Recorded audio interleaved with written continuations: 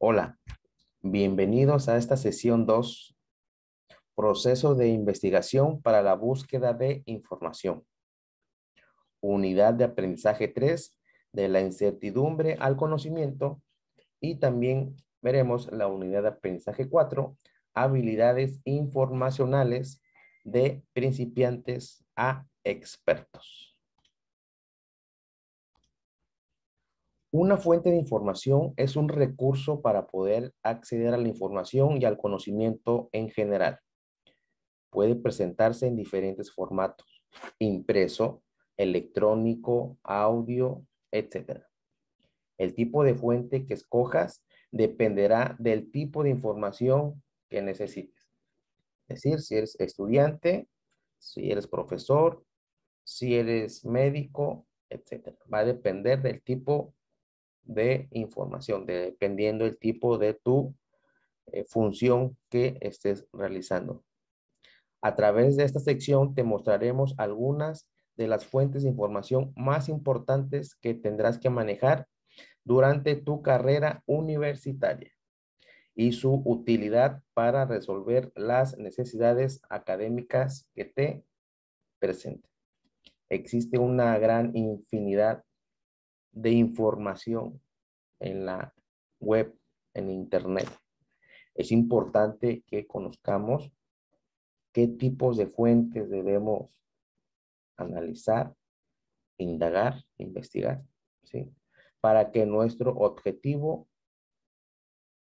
de presentar un trabajo sea lo más claro posible. Gestión de información. Sesión 2, proceso de investigación para la búsqueda de información. Recordamos, unidad de aprendizaje 3 y unidad de aprendizaje 4. Temas a ver: definición de la tarea o actividad.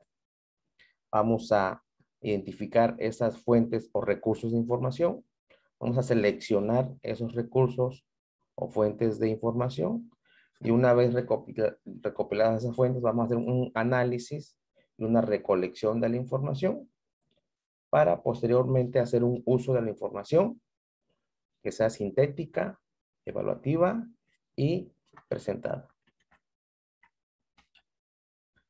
Así como podemos vivir sin agua, ya no podríamos imaginar nuestra vida sin Internet. Eso está más que claro.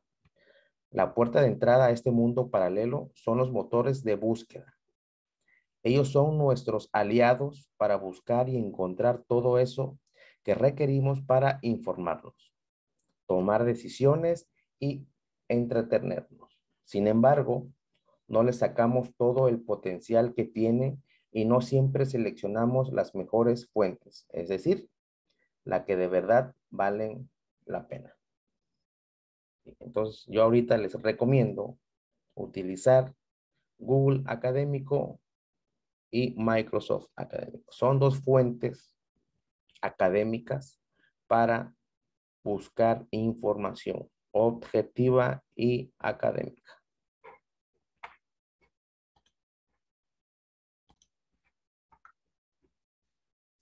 Una tarea es una actividad que debe realizarse en un momento o tiempo determinado. Suele tener una connotación de brevedad. Sin embargo, esto no es del todo preciso. Una tarea puede ser simple o compleja. El fin de esta es sistematizar un proceso. Si una tarea, si nos dejan una tarea, una investigación, no es fácil de realizarla.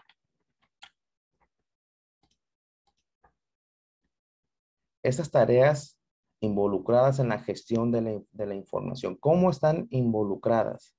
¿Sí? En materia de gestión de la información, las tareas de buscar, analizar, recolectar, administrar, ordenar y sintetizar se pueden ver de forma aislada o como parte de un todo. Muchas veces nada más buscamos en internet y no tenemos un orden lógico para la búsqueda de información o para esa tarea a realizar. ¿sí? Entonces son 6 aspectos muy importantes que vamos a ir analizando posteriormente. Lo primero que debemos hacer es identificar las fuentes o esos recursos de información, como ya le llaman. Hay fuentes y hay recursos de información, ¿sí? Al momento de identificar fuentes de información, cada persona puede tener su propia metodología. Hay quien elimina simplemente por el prestigio o no por la fuente. Hay quien hace una lectura rápida del texto y determina si la analiza con profundidad más adelante para considerarla o no. Y hay quien simplemente genera una lista sin analizar ni la fuente ni la profundidad. Y en un segundo plano, analiza todo con más detenimiento. Es decir, debemos analizar las fuentes de información, pero sobre todo, antes de hacer una búsqueda, debemos cerciorarnos de en dónde vamos a hacer esa búsqueda. Yo por ahí les comentaba, busquen en Google Académico y Microsoft Académico. ¿Por qué? Porque eso nos va a arrojar y nos va a ayudar a ir eliminando información basura. ¿Cuáles son esas fuentes de información más conocidas en donde nosotros, como profesores, como alumnos, como docentes, como administrativos, como público en general, podemos buscar información? En las enciclopedias digitales, por supuesto, en las tesis de universidades de prestigio, la UNAM, el TEC de Monterrey y por supuesto otras de índole mundial, ¿sí? Videos e imágenes en los diarios, en los libros, ahorita están muy de moda los libros digitales, y en revistas científicas académicas, ¿sí? Ahí vamos a ir desglosando cada una de estas fuentes de información. Las fuentes de información por su origen se clasifican en primarias, secundarias y terciarias. Las primarias las podemos encontrar en libros, revistas o patentes. Las secundarias, obras de consulta como diccionarios o enciclopedias. Las terciarias, catálogos bibliográficos. Ahorita vamos a dar un ejemplo más claro de las fuentes primarias. ¿Cómo puedo identificar cuál es una primaria, una secundaria y una terciaria? ¿Ok? Las primarias proporcionan datos de primera mano. Un tipo muy importante de fuentes primarios son los artículos científicos, ¿sí? Como bien lo dice ahí, primaria ofrece información de primera mano, es decir, verídica. ¿Cuáles son las ventajas? Información de primera mano y desventajas, apreciación crítica, ¿sí? Ejemplos de estas fuentes de información primaria, los libros, artículos científicos, tesis, patentes, trabajos de conferencias, sitios web, publicaciones oficiales, etc. En estas fuentes podemos buscar esa información primaria. ¿Ok? La información secundaria o tipos de fuentes de información secundaria consiste en compilaciones, resúmenes y listados de referencias publicadas sobre un tema. Ejemplos, bibliografía, sitio web, base de datos en línea, censos, anuarios, diccionarios, etc. ¿Cuáles son una de sus principales ventajas? Facilita acceso a las fuentes primarias.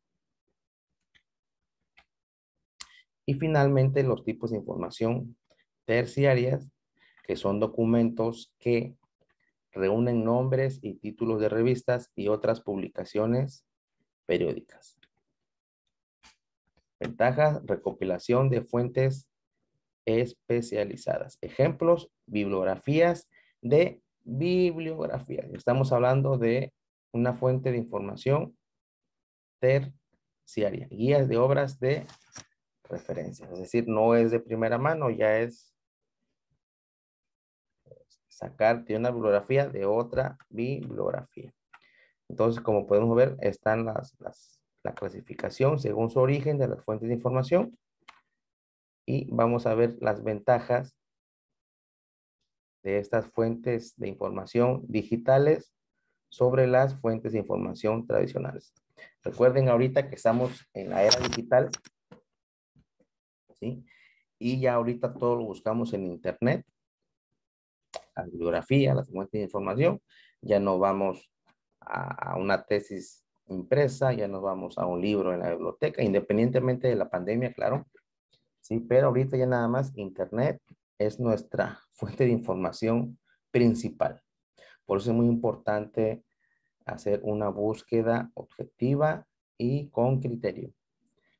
Okay. Esas ventajas de las fuentes de información digitales, ¿cuáles son esas ventajas con respecto a las tradicionales, a los libros, a los periódicos impresos? Obviamente la rapidez, notablemente. Google demora en encontrar los resultados de una búsqueda menos de un segundo, claro. ¿Cuánto te tomaría ir tan solo a la biblioteca de tu escuela? Por supuesto que ahí es la ventaja número uno, ¿no?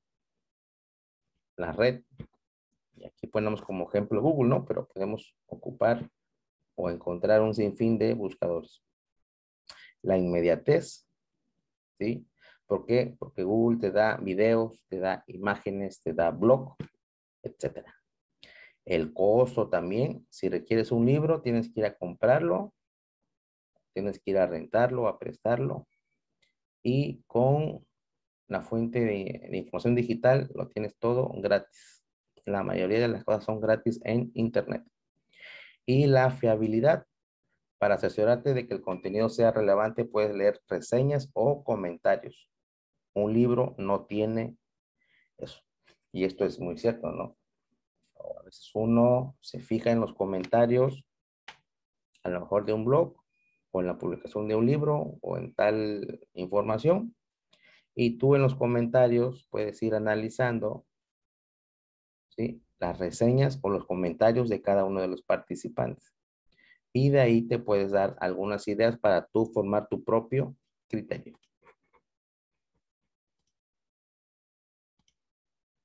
Ahora, ¿cuáles son esos criterios para seleccionar fuentes de información digitales? Ahorita vamos a hablar específicamente de fuentes de información digitales. La exactitud, autoridad, objetividad y organización. Es decir, yo me debo de fijar que esa fuente de información esté bien presentada y sea de prestigio, que sea de una universidad, que sea de un periódico reconocido, digital, ¿sí? Ahora, que sea o que tenga autoridad esa fuente de información, es decir, quién lo publica y quién lo respalda, porque no me voy a fijar en una fuente de información que subió un alumno y donde copió toda la información, porque recordemos que Google nos da toda esa información. Pues no, me debo de fijar, debo de optimizar y de ir priorizando con los criterios que sea que tenga exactitud, que tenga autoridad, que tenga objetividad, es decir, que tenga un propósito y una metodología y que esté bien organizado, es decir, que tenga un diseño editorial.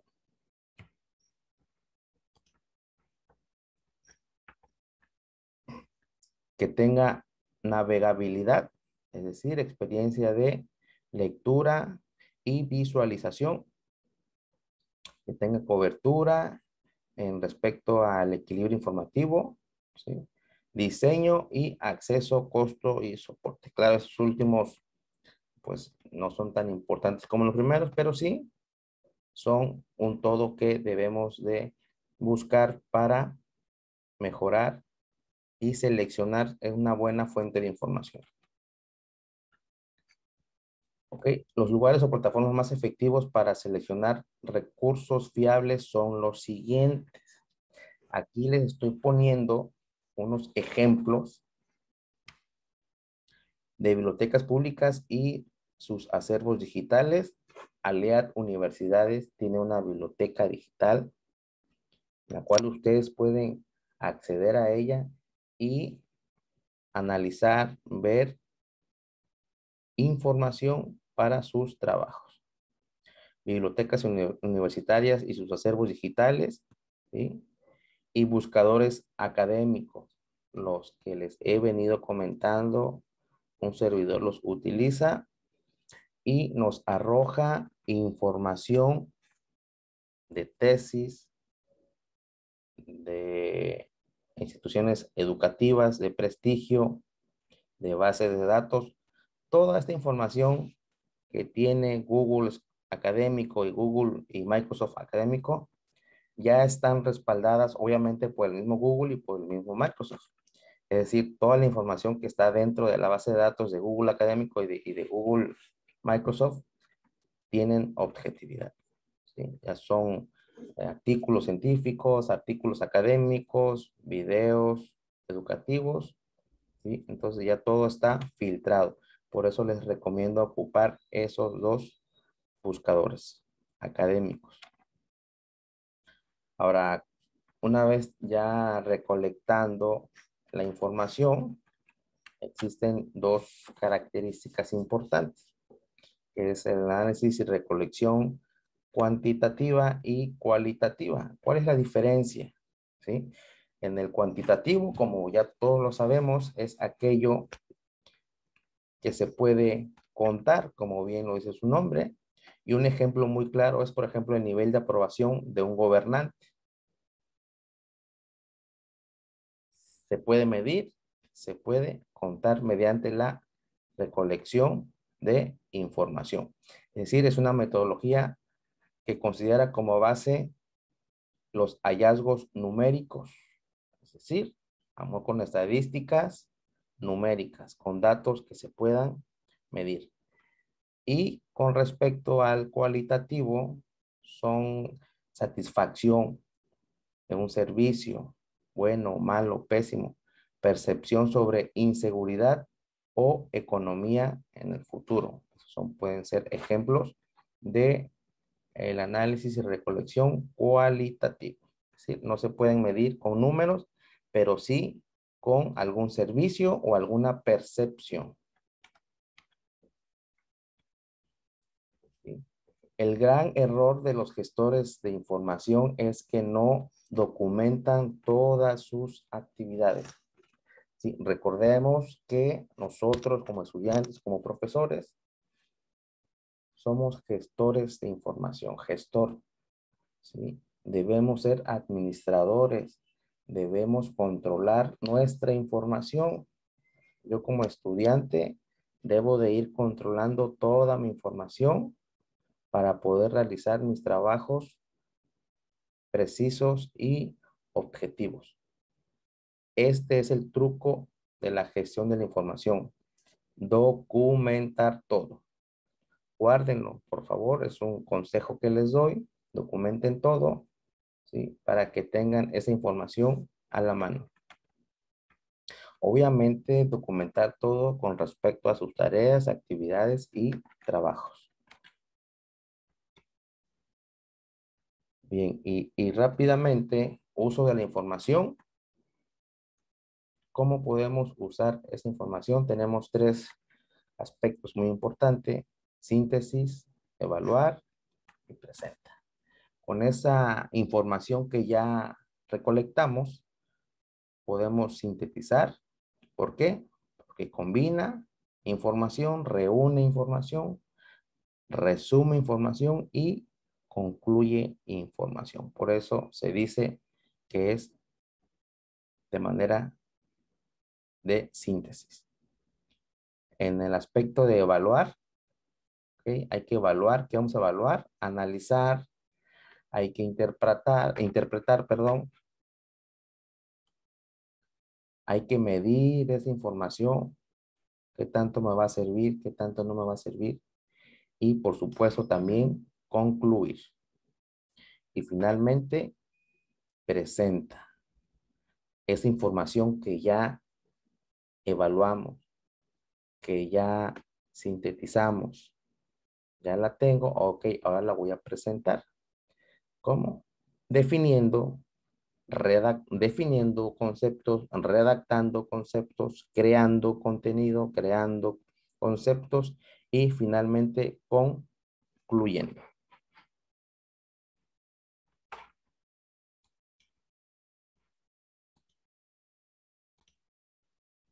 Bien, y vamos a analizar estas técnicas de recolección de información. Las principales de estas técnicas para recolectar información es entrevista, encuesta y la observación.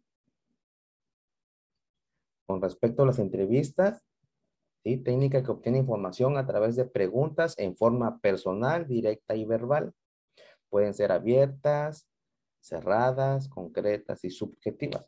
Las cerradas son las que son con incisos de respuesta múltiple, por ejemplo, sí o no, o califica del 1 al 100. ¿Por qué? Porque de esta manera podemos obtener información para que nosotros podamos medir. Entonces, es cualquier tipo de estas preguntas, pueden ser abiertas, cerradas, concretas o subjetivas. Y con respecto a la técnica de encuesta, suelen usarse preguntas cerradas, es decir, concretas. Y la observación, pues es una técnica que se usa para estudiar las muestras en sus propias actividades de grupo. Permite conocer el qué, el quién, cómo, cuándo, dónde y por qué. Y algunas estrategias para la búsqueda en Internet es la iniciación, la selección, exploración, formulación, colección y la presentación. Recuerden que es un proceso lógico, metodológico para la búsqueda en Internet. Hay que iniciar, reconocer la información que voy a investigar, identificar mi tema, la drogadicción, por ejemplo, hacer esa búsqueda, ese análisis que ya vimos anteriormente de la información sobre el tema en general, hacer una formulación, ¿sí?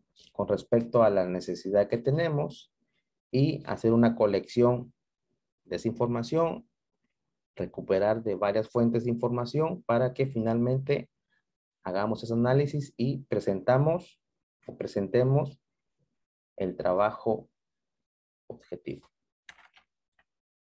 Finalmente, hay que resolver en la plataforma la evaluación parcial 1. Les muestro una imagen que está en la sesión número 2, específicamente en la unidad de aprendizaje 4.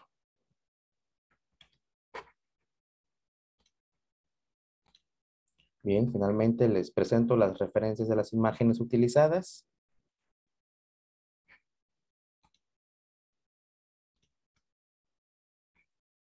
Bien, como conclusión, podemos decir que para realizar una búsqueda de información debemos hacer un análisis crítico exhaustivo de lo que vamos a realizar. Posteriormente, buscar en fuentes objetivas, fuentes académicas, para que busquemos información